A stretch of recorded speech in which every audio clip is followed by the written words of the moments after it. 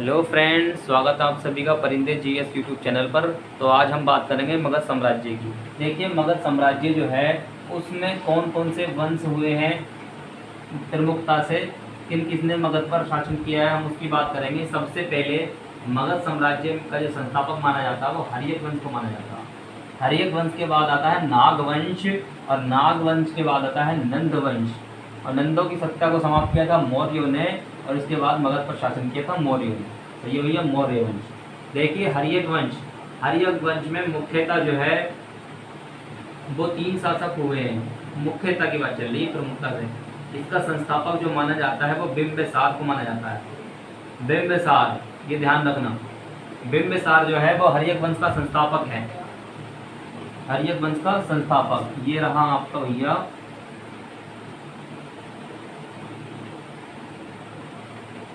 ये रहा इंडिया। इस प्रकार से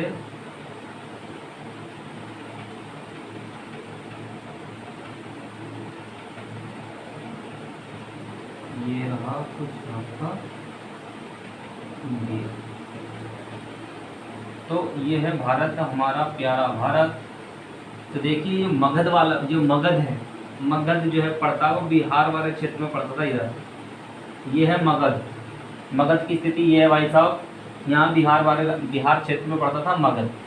तो इसका जो संस्थापक था वो माना जाता है, संस्थापक किसे माना जाता है? बिंबिसार को। और इसने सबसे पहले क्या किया था? राजगृह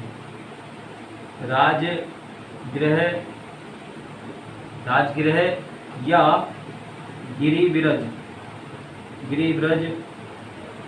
की स्थापना की और इन्हीं को अपनी राजधानी बनाया था भाई साहब। ये ध्यान रखेंगे कि राजगृह या गिरिब्रज जो नगर हैं उसकी स्थापना किसने की थी? वो बिंबिसार ने की थी। और साथ ही साथ इस नगर को, ये एक ही नाम है, गिरिब्रज कह लो या राजगृह कह लो, समझ लो। तो इसे अपनी राजधानी बनाया और बिंबिसार को हर्यक वंश का संस्थापक माना जाता है।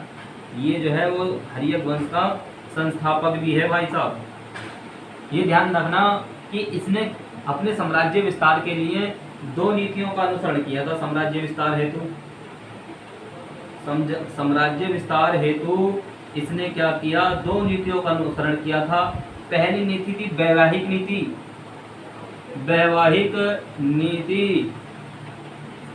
कौन सी नीति? वैवाहिक नीति। मतलब विवाह के माध्यम से अपने राज्य की सीमा को बढ़ाया। और दूसरा जो नीति थी वो था आक्रमण की नीति। आक्रमण की नीति। किसकी बात चल रही है? बिंबिसार की बात चल रही है भाई साहब। वैवाहिक नीतियों में इसने 3 विवाह किए अपने। 3 विवाहों में देखना, सबसे पहले जो है बिहार वाले क्षेत्र में पड़ता है आपका एक बज्जी संघ।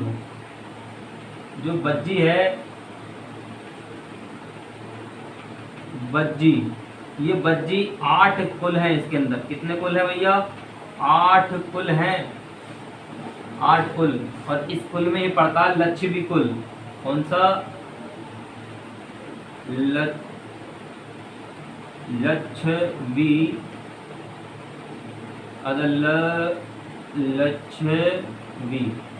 लक्षवी कुल। तो इस कुल में ये शादी करता है।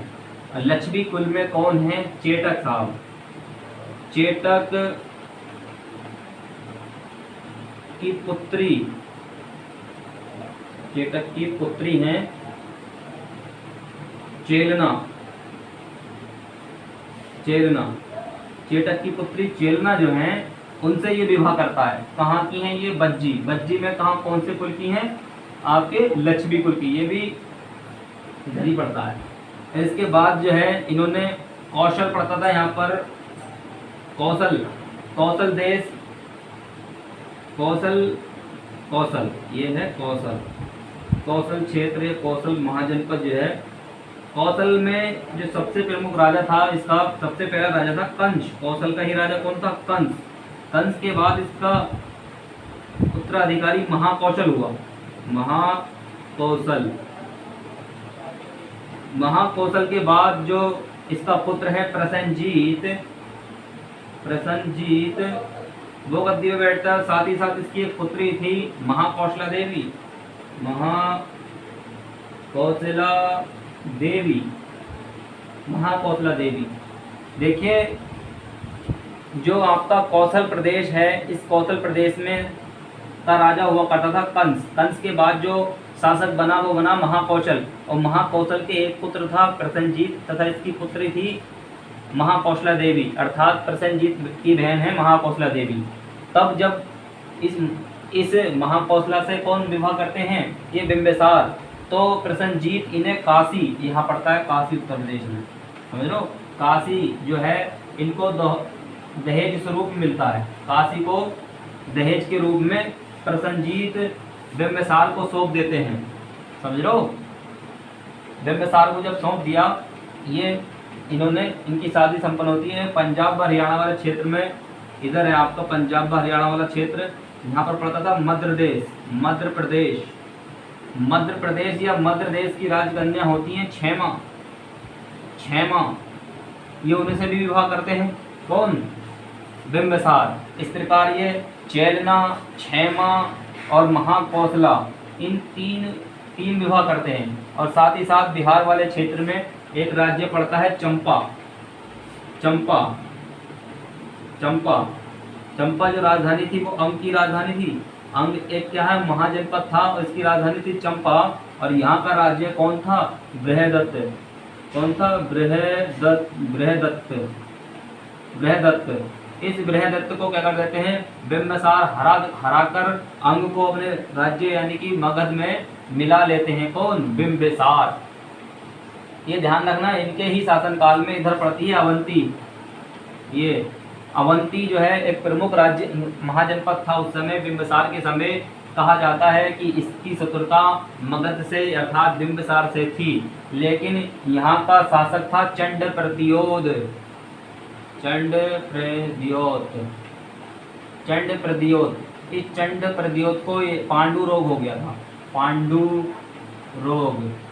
पांडु रोग का मतलब होता है पीलिया से भैया, पांडु रोग अर्थात पीलिया हो गया था। तब जो है बिंबिसार के यहाँ पर एक राजवैद्य रहते थे, राजवैद्य। इनका राजवैद्य था कौन, तो ये राजवैद्य था इनका जीवक, जीवक। ये जीवक जो था वो तक्षशिला से शिक्षा लेकर के आया था, तक्षशिला विश्वविद्यालय, तक्षशिला, तक्षशिला से इसने चिकित्सा शास्त्र की क्या ली थी, अध्ययन किया था इसने यहाँ तक्षशिला में चिकित्सा शास्त्र का। और ये जो दरबार में रहता था वो बिंबिसार के दरबार में रहता था। जब चंड प्रद्योत को ये पीलिया रोग हुआ तो बिंबिसार ने जीवक को चंड प्रद्योत के यहाँ पर भेज दिया। इसके जीवक ने इसका इलाज किया और पांडु रोग अर्थात पीलिया रोग से इसे निजात दिलवाई। इस प्रकार जो है चंड प्रद्योत अर्थात अवंती जो राज्य था, इस प्रकार अवंती और मगध अर्थात बिंबिसार के संबंध मधुर हो गए थे। और इस प्रकार बिंबिसार का जो पुत्र हुआ वो हुआ था कौन, अजातशत्रु। इसे मिटा देते हैं। बिंबिसार का पुत्र हुआ कौन, अजातशत्रु। इतनी कहानी आपको समझ में आई होगी। देखिए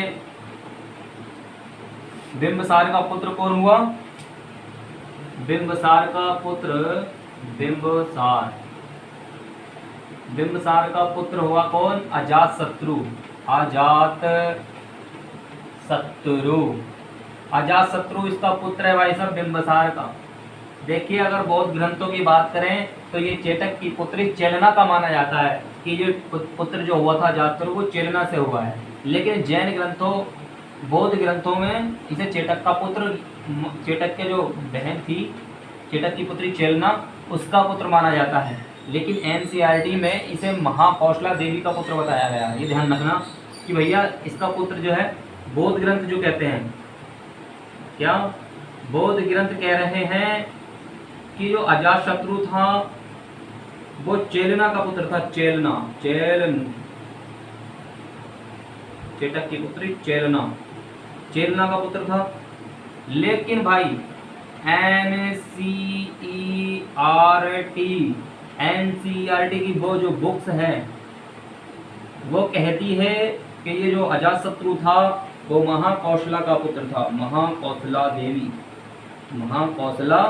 देवी का पुत्र था।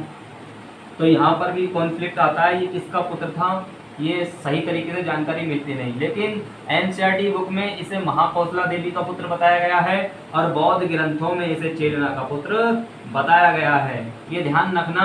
बिंबिसार की हमने बताया था कि जब महाकौशला से शादी हुई थी तो ये किसकी बहन थी, ये प्रसेनजीत की बहन थी, प्रसेनजीत इनकी ये बहन थी, लेकिन प्रसेनजीत की एक पुत्री भी थी, इसकी पुत्री थी जिसका नाम था वजीरा।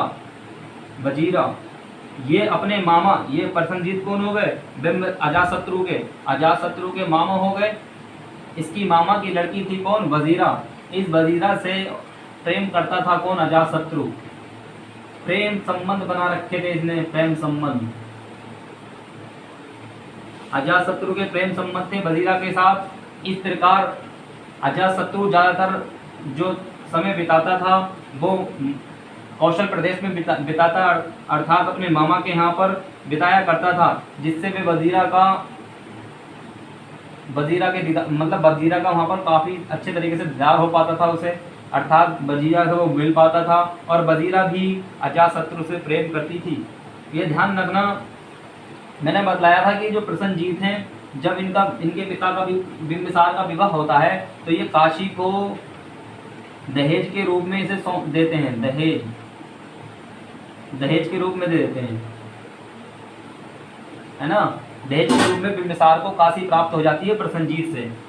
इसके बाद जो है क्या होता है कि जब इनके प्रेम संबंधों का पता बिंबिसार को जब चलता है तो ये अजातशत्रु से इनके प्रेम को मना कर देते हैं कि भाई आपकी शादी इनसे नहीं हो सकती है। तब जो है ये काफ़ी क्रोधित होते हैं अपने पापा पे, कौन, अजातशत्रु। और अजातशत्रु क्या करते हैं, जो बुद्ध हैं, महात्मा बुद्ध का नाम सुना होगा, बुद्ध का एक चचेरा भैया है, बुद्ध का चचेरा भाई है देवदत्त। इस देवदत्त के कहने पर अजातशत्रु अपने पिता बिंबिसार की हत्या कर देते हैं।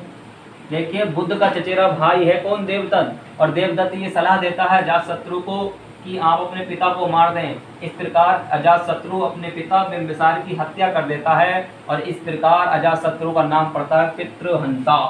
ये ध्यान रखना कि पितृहंता किसे कहा जाता है, तो पितृहंता कहा जाता है अजातशत्रु को।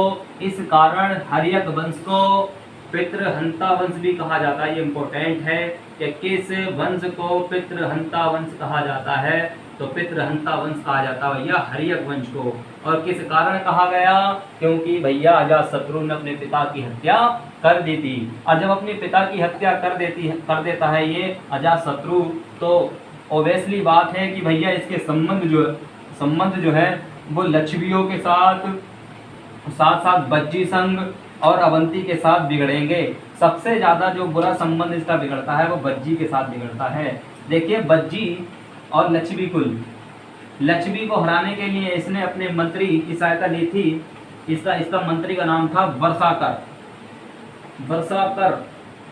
देखिए, वर्षाकर मंत्री की सहायता से ये लक्षवियों को हरा देता है और सबसे लंबा संघर्ष जो चलता है वो बज्जी के संग चलता है, बज्जियों के संग चलता है। बज्जी के संग इसका सबसे लंबा संघर्ष चलता है और बज्जी को जीतने के लिए इसने एक युद्ध में रथमूसल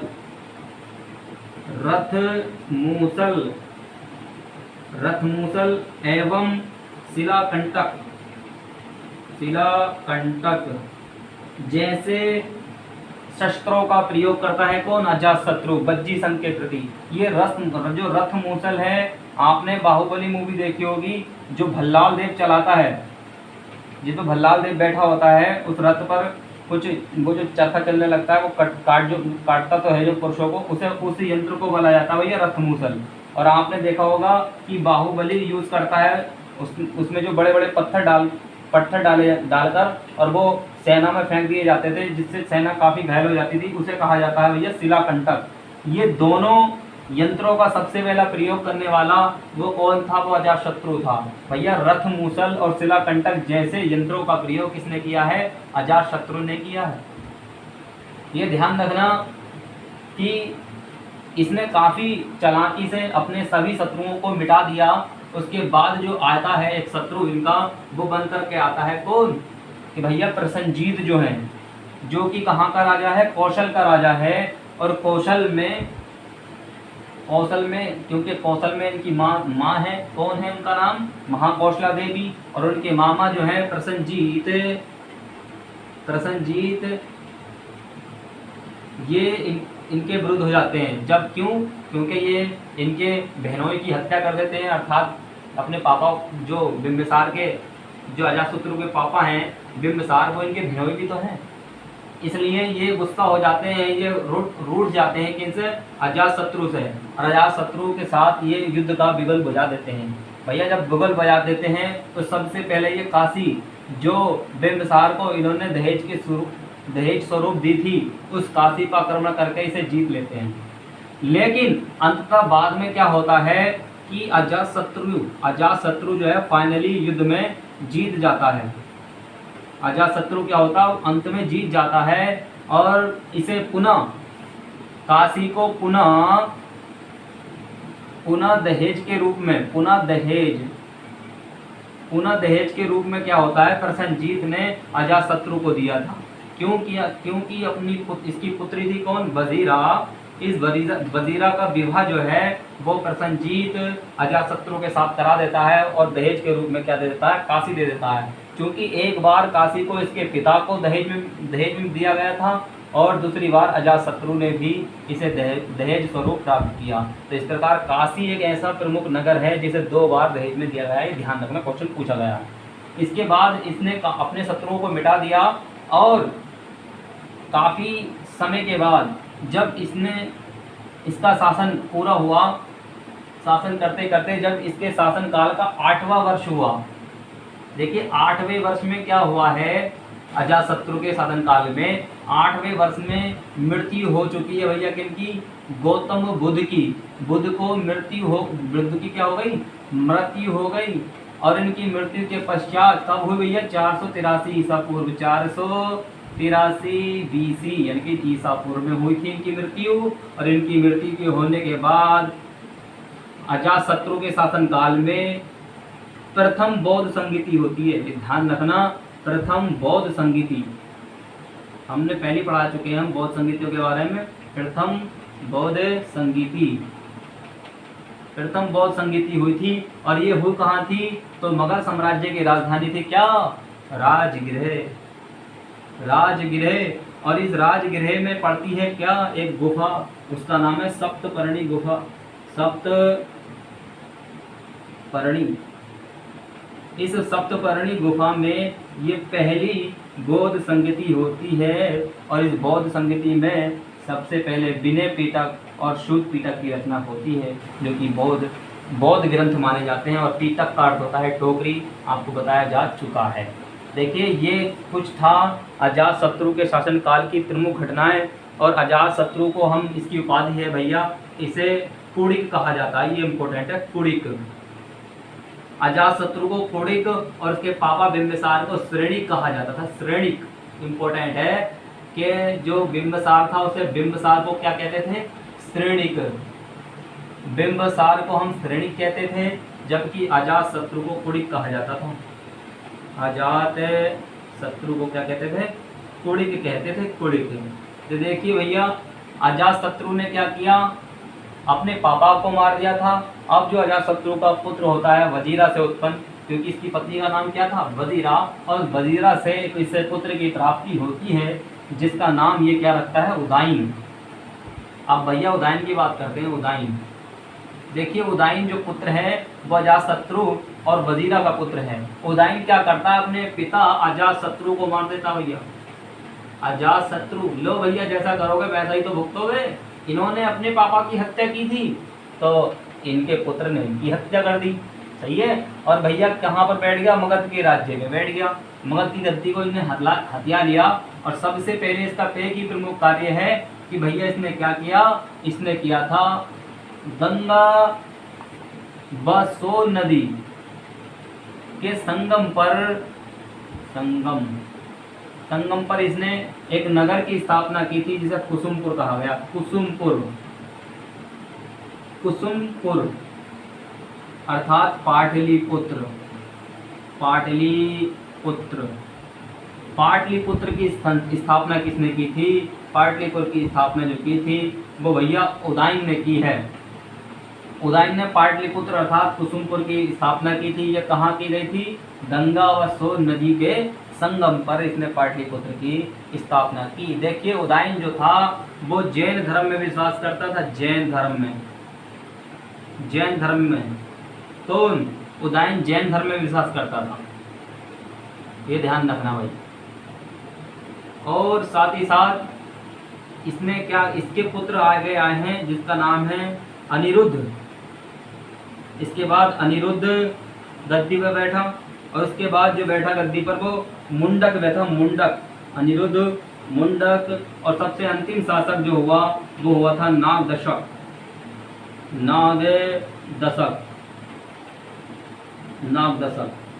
ये जो है अंतिम हर्यक वंश का शासक है नागदशक। ये ध्यान रखना।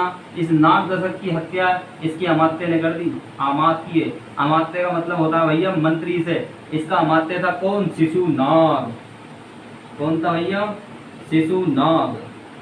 ये ध्यान रखना। शिशुनाग ने हर्यक वंश के अंतिम शासक नागदशक को मारकर नागवंश की स्थापना कर दी। नागवंश की स्थापना, ये ध्यान रखना भाई। आप पढ़ेंगे हम क्या? नागवंश। क्योंकि उदयन के बाद इसका एक ही प्रमुख कार्य है कि भैया इन्होंने पाटलिपुत्र को बसाया था और इसने अपनी राजधानी किसे बनाया था? पाटलिपुत्र को ही बनाया था। इसने उदयन ने। अभी तक राजधानी अजातशत्रु बिंबिसार के शासनकाल में राजगृह या गृहग्रस्त थी, लेकिन उदयन ने क्या नगर बसाया भैया? पाटलिपुत्र। इसने अपनी कैपिटल किसे बना दिया था? पाटलिपुत्र को। अब आया है कौन? नागवंश में शिशुनाग। सही है भैया। अब आगे बात करते हैं शिशुनाग पर। हम नागवंश की चर्चा करेंगे। देखिए जो नागवंश है, देखिए नागवंश में केवल 2 शासक हुए हैं। इम्पोर्टेंट बात है इसमें शिशुनाग है, एक है शिशुनाग और इसका पुत्र है, एक है कालाशोक। क्या नाम है? कालाशोक। ये ध्यान रखना। शिशुनाग ने क्या किया था? इसने जो उदयन ने राजधानी बनाई थी पाटलिपुत्र, इसने अपनी कैपिटल जो बना दी, कैपिटल बनाई भैया वैशाली को। वैशाली। इसने कैपिटल कहाँ स्थापित कर दी? वैशाली। ये ध्यान रखना। इसका एक प्रमुख कारण जो ये क्यों प्रसिद्ध है शिशुनाग, ये जाना जाता है। सबसे पहले इसने क्या किया? एक हर्यक वंश का अंत कर दिया अर्थात नागदशक की हत्या कर दी। और इसने अवंती मैंने बताया था यहाँ का शासक कौन था? चंडप्रदियो, जिसे पीलिया रोग हो गया था, पांडु रोग हो गया था। जो बिंबिसार है उसका राजवेद है कौन? जीवक जाकर के इसका इलाज करता है और वो ठीक हो जाता है। इस प्रकार अवंती और मगध के बीच में जो संबंध हो जाते हैं वो मधुर हो जाते हैं। लेकिन शिशुनाग ने जब हर्यक वंश का समाप्त करके नागवंश की स्थापना की थी तो अवंती को जीत लिया था। ये ध्यान रखना। अवंती को जीता था और मगध साम्राज्य में मिला दिया। किसने? शिशुनाग ने। बस इसके बारे में यही है, इसे ध्यान रखना भाई। इसके बाद इसका पुत्र जो है, इसका पुत्र कालाशोक गद्दी पर बैठता है। ये इतना काला था भाई, इसका रंग, इसका बड़ इतना काला था, इसे काकबड़ कहा जाता है। इम्पोर्टेंट है कि काकबड़ किसे कहा जाता था? इसकी उपाधि का नाम है काकबड़। इम्पोर्टेंट है भाई काकबड़, ये ध्यान रखना। इसने क्या किया था? इसके शासनकाल में ही वैशाली, क्योंकि कैपिटल क्या है? क्योंकि इसके पिता ने कैपिटल किसे बना दिया था? वैशाली। तो देखिए वैशाली में द्वितीय बौद्ध संगीति हुई थी। दूसरी जो सेकेंड बौद्ध संगीति हुई है, बौद्ध संगति हुई, वो कहाँ हुई थी? वो हुई थी भैया आपके वैशाली में। द्वितीय बौद्ध संगीति का आयोजन जो हुआ था वो जो करवाया गया था वो कालाशोक के समय में कहाँ कराया गया था? वैशाली। ये वैशाली के कहाँ पर? बालूका राम बिहार में। ये बालूका राम बिहार में क्या किया गया था? द्वितीय बौद्ध संगति का आयोजन करवाया गया था कालाशोक के समय में। तो देखिए ये थे आपके कौन? शिशुनाग। और शिशुनाग के बाद है भैया कालाशोक। और काला अशोक के समय में क्या हुआ है कि इसने द्वितीय बहुसंगीति का आयोजन करवाया और साथ ही साथ इसने क्या किया, मगध की राजधानी पुनः जो है मगध की कैपिटल भैया कहाँ बना दी, पाटलिपुत्र ये फिर दोबारा से अपनी राजधानी ले गया था कौन, काला अशोक। और अब के बाद जब तक भी मगध शासन चलेगा, चाहे मौर्य साम्राज्य हो, चाहे आपका कण्व वंश हो, सातवाहन वंश हो, कुछ भी कोई सा भी वंश आए, उसमें मगध की राजधानी पाटलिपुत्र ही रहेगी। 3 बार बदली थी। सबसे पहले राजधानी थी भैया पाटलिपुत्र, सबसे पहली राजधानी थी मगध की गृहब्रज या राजगिरी जो बिंबिसार ने बनाई। उसके बाद जो है शिशुनाग आया, नहीं उसके बाद आया कौन, उदयन आया, उसने पाटलिपुत्र को राजधानी बनाया। लेकिन पाटलिपुत्र को राजधानी से चेंज किया था किसने, शिशुनाग ने। कहाँ ले गया था, ये वैशाली। इसका पुत्र है कौन, कालाशोक, ये वैशाली से कहाँ ले जाता है, पुनः पाटलिपुत्र। ये राजधानियों का परिवर्तन है, इसे ध्यान रखना, ये पूछा जाता है। तो भैया इस प्रकार से ये जो है नागवंश समाप्त हो जाता है और नागवंश के बाद जो गद्दी पर बैठते हैं वो बैठता है महानंदिन। क्योंकि जो आपका कालाशोक है उसकी मृत्यु हो जाती है और महानंदिन मगध की गद्दी पर बैठता है। कहा जाता है ये एक शूद्र जाति का था, नहीं ये नीची जाति का था, नीची। तो महानंदिन नीची जाति का था। देखिए ध्यान रखना, महानंदिन की हत्या जो करता है वो महापद्मानंद करता है, महापद्मानंद। ये महापद्मानंद जो है वो जाति से नाई है भाई, इसकी जाति क्या है, नाई जाति का है ये। अर्थात मगध में पहला शूद्र शासक बनेगा, ये पहला शूद्र शासक है ये। कि भैया पूछा जाता है आपसे कि प्रथम शूद्र शासक कौन है, वो बतलाइए। तो प्रथम शूद्र शासक कौन है, मगध में महापद्मानंद जो है प्रथम शूद्र शासक था। अब तक जो शासक बने थे वो क्षत्रिय बने थे। अब पहली बार ऐसा हुआ कि भैया शूद्र शासक हुआ है और महापद्मानंद जिसका नाम है। इसने जो उपाधि धारण करी थी सब छत्रांतक,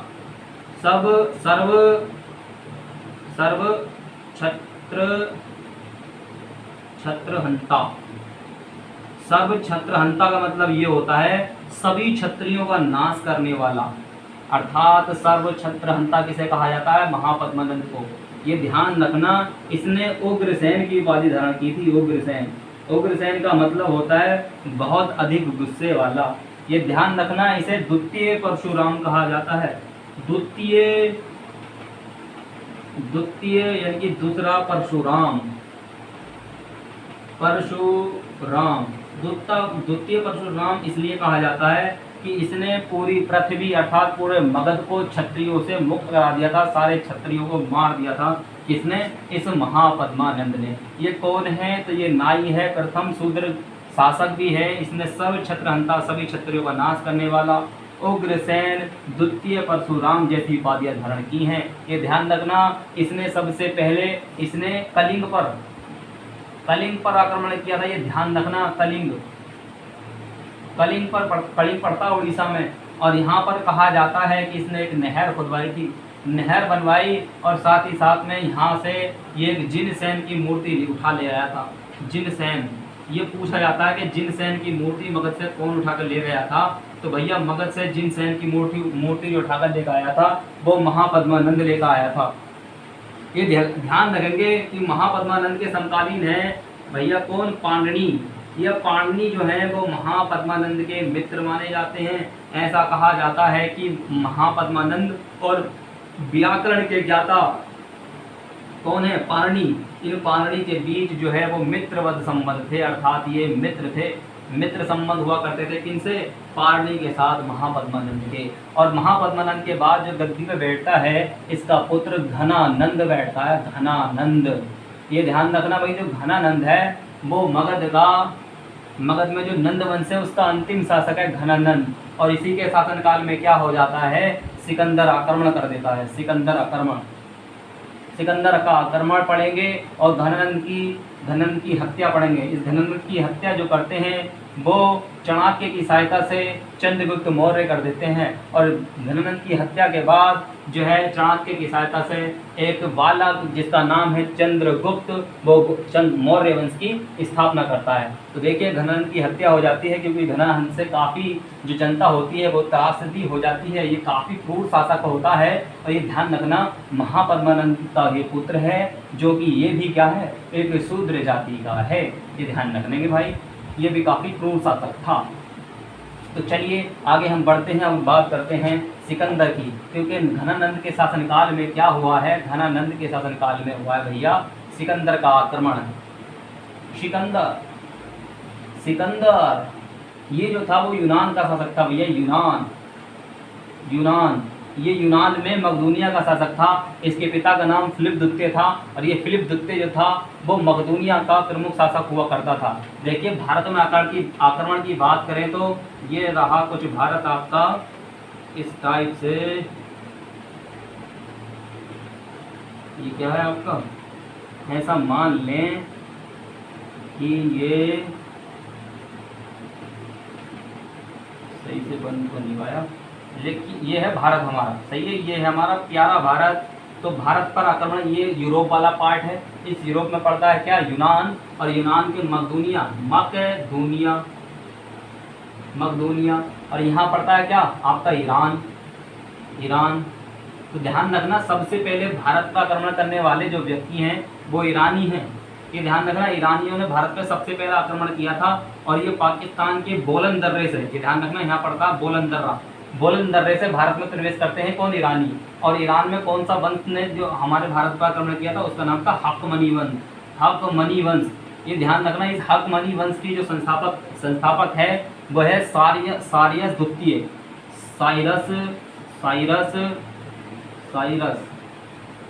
साइरस द्वितीय जो है वो हकमनी वंश का संस्थापक है, और कहा जाता है सबसे पहले जो है भारत में आक्रमण करने का जो श्रेय दिया जाता है वो साइरस द्वितीय को दिया जाता है। लेकिन ये असफल हो गया था, भारत को नहीं जीत पाया था, भारत के एक भी प्रांत को नहीं जीत पाया था। और इसका जो उत्तराधिकारी होता है, अर्थात इसका जो पुत्र होता है वो होता है दारा प्रथम। ये ध्यान रखना भैया, दारा प्रथम, या इसे ही कहा जाता है डैरियस प्रथम। डैरियस प्रथम ने क्या किया था, भारत पर आक्रमण किया था। कहाँ से आया था ये भी यही बोलन दर्रे से होता हुआ भारत में प्रवेश करता है। और ये जो डैरियस प्रथम होता है, कहा जाता है कि इसने भारत के उत्तर पश्चिमी प्रांत को जीत लिया था, और ये जो उत्तर पश्चिमी प्रांत था ये इसके साम्राज्य का 20वां प्रांत था, 20वां प्रांत। ये ध्यान रखेंगे, ये क्वेश्चन पूछा जाता है कि भारत में सबसे सफल आक्रमणकर्ता कौन था, तो ये दारा प्रथम या डैरियस प्रथम था। ये किस वंश का था, तो हकमनी वंश का था भैया, याद रखेंगे, ये बहुत इंपॉर्टेंट क्वेश्चन है कि भारत में प्रथम सफल आक्रमणकर्ता कौन था, ये डैरियस प्रथम या दारा प्रथम। किस वंश का, हकमनी वंश का। कहाँ का शासक है, ईरान का शासक है, ये ध्यान रखेंगे आप इस चीज को। अब भैया ये जो है इसका 20वां प्रांत है इसके साम्राज्य का, और यहाँ से कहा जाता है कि इसे 360 टैलेंट, ये टैलेंट जो है ये इकाई होती थी ईरान में सोना मापने की, स्वर्ण भैया 360 टैलेंट सोना इसे प्राप्त होता था इस भारत वाले प्रांत से। किसे, दारा प्रथम को। दारा प्रथम के बाद हकमनी वंश में जो शासक बनता है वो डैरियस तृतीय या दारा तृतीय बनता है, डैरियस तृतीय। ये ध्यान रखना, इस डैरियस तृतीय के शासनकाल में क्या होता है कि हकमनी वंश कमजोर होने लगता है, और इसका ही फायदा उठाया जाता है यूनान के द्वारा, यूनान वासियों में। ये कहा जाता है कि भैया इस डैरियस तृतीय के शासनकाल में ही मकदूनिया का शासक जो है आपका, जो कि फिलिप द्वितीय का पुत्र है सिकंदर ने भारत पर आक्रमण कर दिया था। किसके शासनकाल में, इस डैरियस तृतीय के शासनकाल में। और मेरे भाई ये जो लड़ाई होती है इनके बीच 331 ईस्वी में, ईसा पूर्व 331 ईसा पूर्व में इनके बीच लड़ाई होती है, जिसका नाम है अरवेला की लड़ाई। अरवेला इंपॉर्टेंट है भाई, अरवेला की लड़ाई। इस अरवेला की लड़ाई में डैरियस तृतीय हार जाता है और सिकंदर जीत जाता है। इस प्रकार से जो है वो यूनानी जो है भारत की ओर अग्रसर हो जाते हैं। तो भैया सबसे पहले आक्रमण करता था ईरान, ईरानियों ने सबसे पहले भारत को जीता था, और साथ ही साथ सबसे पहले आक्रमण करता था साइरस द्वितीय, जो कि हकमनी वंश का संस्थापक भी माना जाता है। जो कि भारत के किसी भी प्रांत को नहीं जीत पाया था। फिर इसका उत्तराधिकारी हुआ दारा प्रथम या डैरियस प्रथम। इसने भारत के जो उत्तर पश्चिमी प्रांत था उसको जीत लिया था। इस कहा जाता है कि ये जो भारत का जो उत्तर पश्चिमी प्रांत है जो इसके साम्राज्य का 20वां प्रांत था, और इस 20वें प्रांत से 360 टैलेंट सोना ही प्राप्त होता था। बाद में इसका उत्तराधिकारी हुआ डैरियस तृतीय, और जिस डैरियस तृतीय के काल में ही यूनान के शासक सिकंदर का आक्रमण हो जाता है और इन दोनों के बीच एक लड़ाई होती है जिसे अर्बेला की लड़ाई कहा जाता है, जिसमें ये डैरियस तृतीय जो है वो हार जाता है और सिकंदर जीत जाता है। इस प्रकार भारत में सिकंदर का मार्ग प्रशस्त हो जाता है कि वो भारत की ओर अब जो है सिकंदर जो है भारत को जीतने का अभियान शुरू करेगा। तो देखिए अब भारत में सिकंदर कैसे कैसे आता है ये बात करेंगे भैया। देखिए सिकंदर, देखिए ये रहा हमारा कुछ प्यारा भारत। ये क्या है? हमारा प्यारा भारत। ये भैया रहा हमारा प्यारा भारत। ये रहा हमारा, ये है हमारा प्यारा भारत। तो इसे ध्यान रखेंगे भैया। ये रहा यूनान, ये यूरोप वाला पार्ट है। यहाँ पे मकदूनिया अर्थात यूनान से आता है कौन? हमारा सिकंदर। सिकंदर होता हुआ आ रहा है ये अफगानिस्तान से काबुल से होता हुआ, और ये खुरासान को जीतता हुआ ये आ रहा है, और ईरान को जीतता हुआ, क्योंकि अभी मैंने बताया आपसे ईरान के जो दारा तृतीय है उन्हें हराया इन्होंने, और ये पास कर जाता है कहाँ पर? अफगानिस्तान। क्योंकि भारत का ये पार्ट है ना भैया, ये भारत जो है यहाँ तक अफगानिस्तान तक विस्तृत था उस समय। तो ये अफगानिस्तान में दर्रा, ये जो पर्वत है इसे हम बोलते हैं भैया हिंदूकुश पर्वत। ये पर्वत है हिंदूकुश पर्वत, और इस पर्वत में जो पड़ता है वो एक पड़ता है खैबर दर्रा। इस खैबर दर्रे से होता हुआ ये भारत में प्रवेश कर जाता है कौन? सिकंदर। भैया ये पड़ता है पर्वत जिसका नाम क्या है? हिंदूकुश पर्वत। और हिंदूकुश पर्वत में एक दर्रा है जिसका नाम है खैबर दर्रा। इस खैबर दर्रे के माध्यम से सिकंदर जो है भारत में प्रवेश कर जाता है, और भारत पर सबसे पहला आक्रमण जो करता है ये 326 ईसा पूर्व में करता है। ये ध्यान रखना भाई, 326 ईसा पूर्व में सिकंदर का आक्रमण होता है। और ये सिकंदर का आक्रमण जो होता है सबसे पहले कहाँ होता है ये ध्यान रखेंगे भाई। देखिए हमने बतलाया था कि यहाँ पर जो है क्या है, यहाँ पर है मानसरोवर झील। इस मानसरोवर झील से एक नदी निकलती है जिसका नाम है सिंधु नदी। और ये अरब सागर में जाकर क्या करती है? अपने डेल्टा का निर्माण कर देती है। इसका जो डेल्टा है वो पंजग आकार का डेल्टा है। तो ये भैया ये है सिंधु नदी। देखिए सिकंदर की जो सेना है और सिंधु नदी के बीच ये, इसके बाद में झेलम नदी, झेलम के बाद है चिनाब नदी, चिनाब के बाद है आपकी रावी नदी, उसके बाद है आपकी ब्यास नदी, यहीं से निकल के आती है आपकी सतलज नदी। तो ये जो है आपकी चिनाब नदी के साथ ये इस प्रकार से सही है भाई। ये सिंधु नदी जो है, इस सिंधु नदी को सेना पार करती है, और सिंधु नदी के किनारे जो पड़ता है वो तक्षशिला पड़ता था, तक्षशिला। और तक्षशिला का जो शासक था वो महाराज आम्बी हुआ करता था। देखिए महाराज आम्बी जो है वो सिकंदर का कोई भी विरोध नहीं करता है और इसे भारत में आने की इजाज़त दे देता है, समझ लो। तो तक्षशिला को ये जीत लेता है अर्थात सिंधु नदी को पार करता है। उसके बाद झेलम नदी पड़ती है, और झेलम नदी के पार झेलम, और उसके बाद में चिनाब, उसके बाद है रावी, उसके बाद है ब्यास, उसके बाद है सतलज। तो ध्यान रखना झेलम और चिनाब नदी के बीच जो पड़ता है वो पड़ता है पौरश का राज्य। पौरश जो है, अब जो है सिकंदर जो है पौरस के साथ युद्ध लड़ता है। इस युद्ध में जो है पौरस बड़ी वीरता के साथ लड़ता है, फिर भी पौरस जो है वो सिकंदर की सेना से हार जाता है। और इस युद्ध में जो है सिकंदर का प्रिय घोड़ा होता है जिसका नाम है बुकाफिला, उसकी मृत्यु हो जाती है।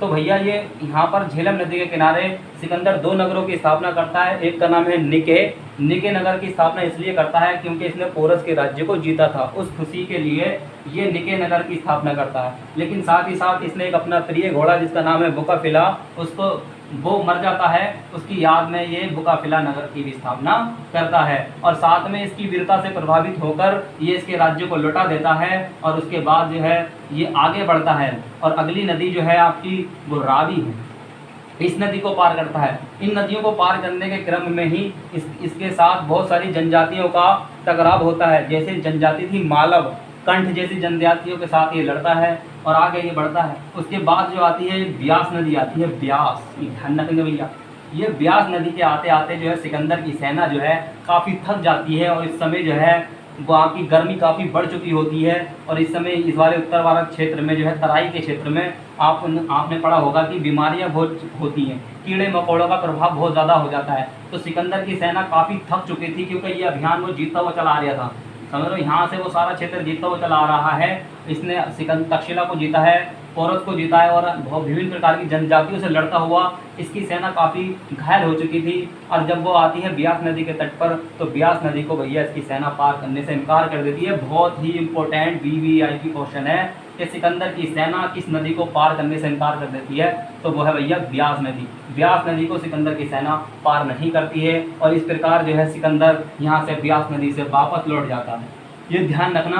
अब जो है भारत से परिवर्तन करता है, परिवर्तन का मतलब होता है भारत से वापसी।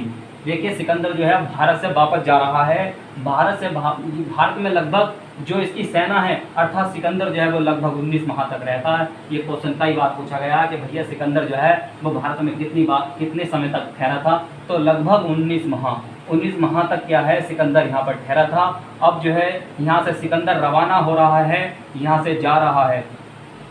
भैया जाने का क्रम जो है वो दो मार्ग हैं, एक है स्थल मार्ग है और एक जल मार्ग है। देखिए जो स्वयं जो है सिकंदर जो है वो स्थल मार्ग से जाता है, ये ध्यान रखना। सिकंदर कौन से मार्ग से जाता है? स्थल मार्ग से जाता है। लेकिन इस जो स्थल मार्ग से जो सेना जा रही है, इस सेना का जो नेतृत्व करता है वो है अनासीक्रेटस, ये ध्यान रखना। जबकि जो जलीय माध्यम से जो जा रही है सेना, उस सेना का नेतृत्व कर रहा होता है निर्याकस, जो कि दोनों के दोनों जो हैं सिकंदर के बहुत बड़े क्या हैं सेनापति हैं। कौन कौन? एक अनासीक्रेटस है, एक है निर्याकस। दोनों ही इसके सेनापति हैं। जो जलीय सेना जा रही है उसका नेतृत्व कर रहा है ये निर्याकस। इंपॉर्टेंट क्वेश्चन है ये, बहुत ज़्यादा आपसे पूछा जाता है कि सिकंदर की जो जलीय सेना गई थी उस जल सेना का नेतृत्व किसने किया था? तो निर्याकस ने किया था। साथ ही साथ जो स्थल सेना थी, स्थल सेना से जो वापसी जा रहा था उस सेना का नेतृत्व किसने किया था? तो अनासीक्रेटस ने।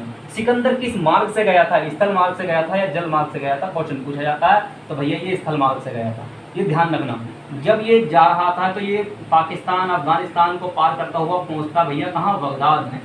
बगदाद में एक जगह पर थी, क्योंकि जब इधर से लौटेगा तब भी जो इधर से ये बहुत ज़्यादा जनसंहार करता हुआ आया था, बहुत लोगों को ये दबला कुचला कर आता है। तब जो है यहाँ के जो जनजातियाँ हैं इससे फिर दोबारा लड़ती हैं, इसकी सेना फिर दोबारा लड़ती है और इस प्रकार जो है यहाँ पर सिकंदर घायल हो जाता है। ये घायल होकर पहुँचता भैया बेबीलोन में, और बेबीलोन नामक स्थान पर भैया क्या हो जाती है? सिकंदर की मृत्यु हो जाती है। सिकंदर की मृत्यु हो जाती है कहाँ पर? बेबीलोन में। ये ध्यान रखना।